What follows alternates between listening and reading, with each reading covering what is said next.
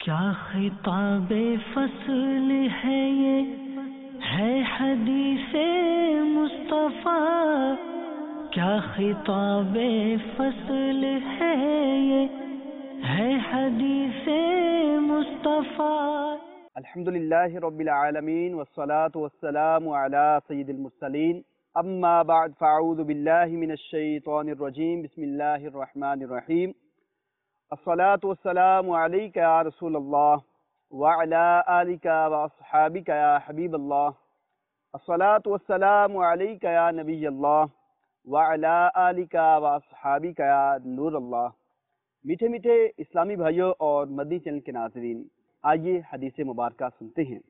رحمت عالم نور مجسم شاہ بنی آدم رسول محتشم صلی اللہ علیہ وسلم نے ارشاد فرمایا، بندے کے لیے علم الہی میں جب کوئی مرتبہ کمال مقدر ہوتا ہے اور وہ اپنے عمل سے اس مرتبے کو نہیں پہنچ سکتا تو اللہ عز و جل اسے اس کے جسم یا مال یا اولاد کی آفت میں مبتلا کر دیتا ہے، پھر اس پر صبر عطا فرماتا ہے، یہاں تک کہ اسے اس مرتبہ تک پہنچا دیتا ہے کہ جو اس کے لیے علم الہی میں مقدر ہو چکا ہے۔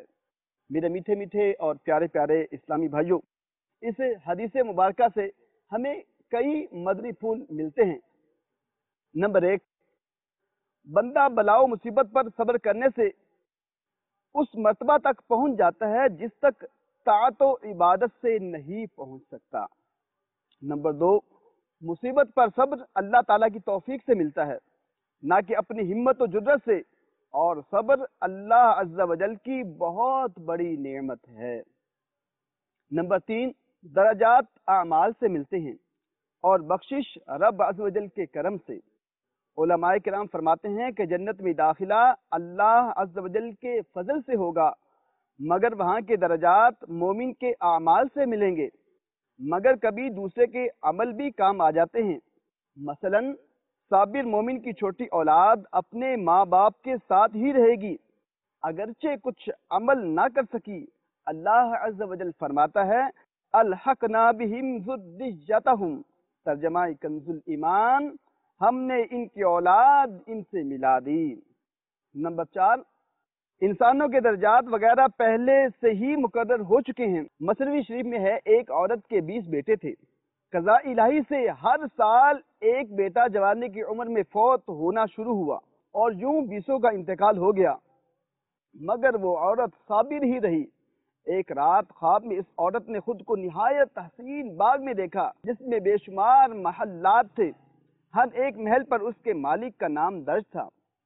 ایک نہایت نفیس محل پر اپنا نام دیکھ کر اندر داخل ہوئی تو اپنے 20 بیٹوں کو وہاں عیش و آرام میں پایا۔ ماں کو دیکھ کر ایک بیٹا بولا، ماں، ہم اپنے رب کے پاس نہایت آرام سے ہیں۔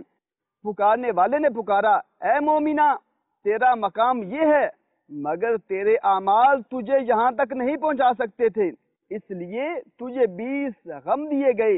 یہ 20 غم اس منزل کی 20 سیڑھیاں تھیں جن کو تو نے رب تعالیٰ کے کرم سے طے کر لیا، اب تیرے لیے خوشی ہی خوشی ہے۔ میٹھے میٹھے اور پیارے پیارے اسلامی بھائیوں، اللہ عز و جل ہمیں بھی مصائب و آلام پر صبر کرنے کی توفیق عطا فرمائے، آمین بجاہ النبی الامین صلی اللہ علیہ وسلم۔ کیا خطاب فصل ہے یہ ہے حدیث مصطفیٰ، کیا خطاب فصل ہے یہ ہے حدیث مصطفیٰ۔